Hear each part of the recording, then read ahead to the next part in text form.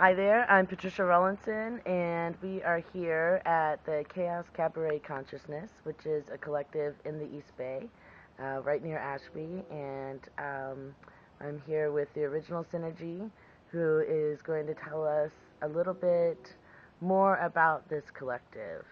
All right, and here's Synergy. Hi there, how's it going? I'm doing good. How you doing? I'm doing all right. So, yeah, so you live at the Chaos Cabaret, and how long have you lived here? I've been living here off and on for about 6 years or so. Okay, for about 6 years. And where did you come here from? I grew up in Northwest Pennsylvania, and I came here from Colorado. I lived in Boulder, Colorado for 2 years before moving out here to California. Okay. And how did you land yourself here? How did you find yourself here? I met one of the people who lives here in New Mexico. They're in, what's the name of it? Santa Fe. I went to a party and met a whole bunch of people. One of them who lives here, who had just been to a gathering in the wilds of New Mexico, in between like Gallup and Albuquerque. What kind of gathering were you at? I wasn't at the gathering. I met the people after. There was a party afterwards that they had at somebody's house in Santa Fe. So it was called the Shamanism Gathering, I believe, and I think it was the second one. So it was about 9 years ago. Okay. Was this and so you met these people and then you came here with them? No, I didn't come out here with them. I came to visit like a year later. I came out here to visit for the first time. Okay. And how long? So this is a cooperative house and community.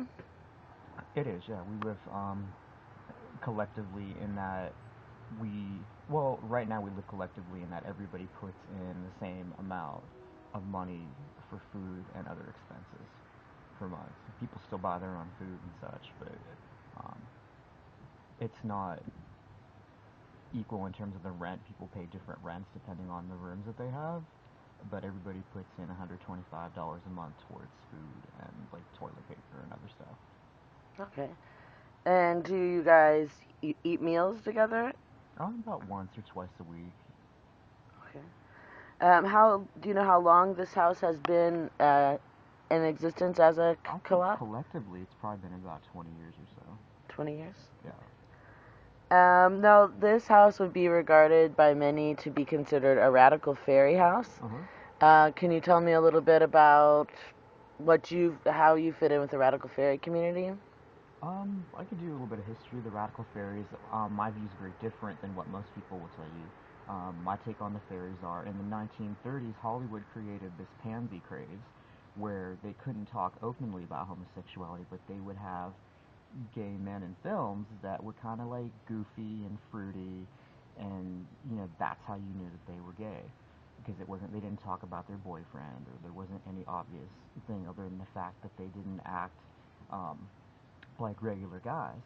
And so in the 30s, this guy Harry Hay, who ended up being one of the founders of the Radical Fairies, was a kid, was young, and was exposed to this in movies. And in the 1970s, got together with other gay men, and the idea was that gay men were different than other men. That they're gender-wise they were different. They were kind of also at that time they were inspired by, they had found out about like Native American cultures where there were men that kind of dressed in women's clothes and did women's work and weren't like traditional men, and so they kind of wanted to form a community for gay men that was focused around being um, like androgynous, and it started off very separatist. It was a thing for gay men only, and then as they founded sanctuaries and people started coming for different events, it's kind of opened up, and it's pretty much open um, to whoever shows up and wants to be part of the community. I don't consider myself a radical fairy.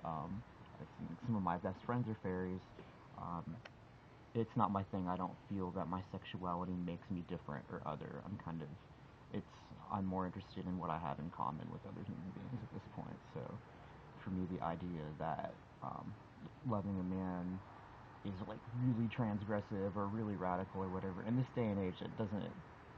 I don't think that's true so much anymore. I think it's there's a lot more acceptance these days, and that if it's true if you want it to be, it's not true for me. I'm not interested in highlighting um, my difference from other people. Um, yeah, and it's also, I mean, I could go on and ramble on about this. Um, a number of the people who live here identify as queer as well. I don't identify as queer, but it seems that Radical Faerie is also moving increasingly towards queer. And again, I don't have anything wrong with that. I just don't necessarily vibe with that. It seems kind of, I don't know, for my taste, it seems kind of a little bit conformist. Okay, but you do have relationships with men mostly, Yes. even though they don't consider yourself like queer or anything like that. You do would Yeah, lean more on the gay side of things, you say? yeah, I don't really like labels so much. I consider, people are reclaiming queer or whatever. I'm reclaiming sexual preference. I prefer to have sex with men. I don't have a problem with it. I don't think I was born this way. I think it's something that I developed later in life, and I'm okay with that. I don't think it's genetic, and so for people that feel it's like it's such a part of them and it sets them apart and makes them really different, although I respect that point of view, it's not my point of view. Okay. So most of the people that I've live in this house and everything identify as queer, and many of them identify as radical fairies. Is that right? Yeah, I would think so. Okay. We have a lot of people who identify as radical fairies that pass through here, either like around when there's gay pride happens, which we're just coming off of, or people are traveling in between um, different locations. They'll stop by and stay over. We have a lot of visitors passing through, a lot of guests. If you had to estimate, how many visitors do you think would come through this household on a yearly basis? In a year, it's over. I don't know. It's under 200. Like more than 100, we're probably under two. Okay. And so, let's see.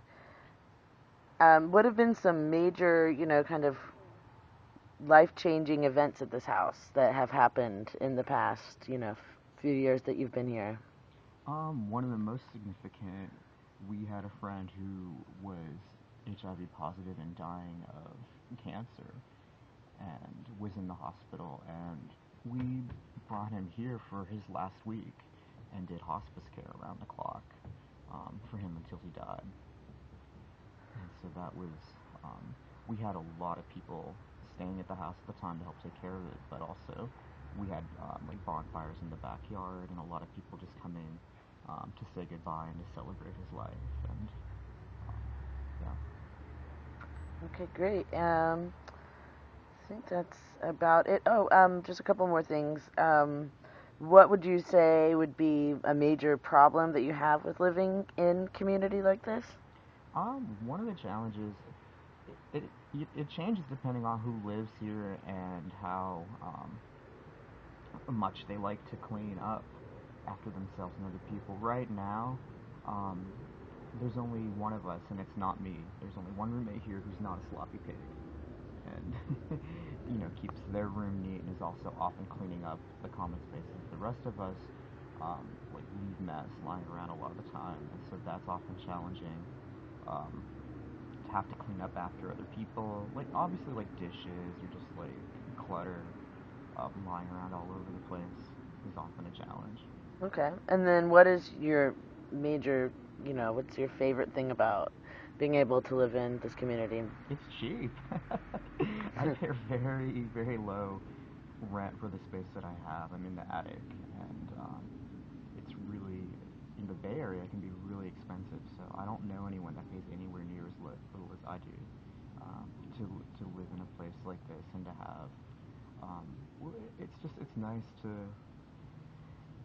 wake up sometimes and like somebody that you haven't seen for like a year and a half is passing through on their travels, and you get to spend the morning with them before they like have to go to the airport to take off. And so there's just like little unexpected surprises of not always knowing who's going to be passing through. Awesome. Well, thank you very much for giving me this chance. Let me get a good shot of the Venture sitting on there. Alright. Thank you. Say bye.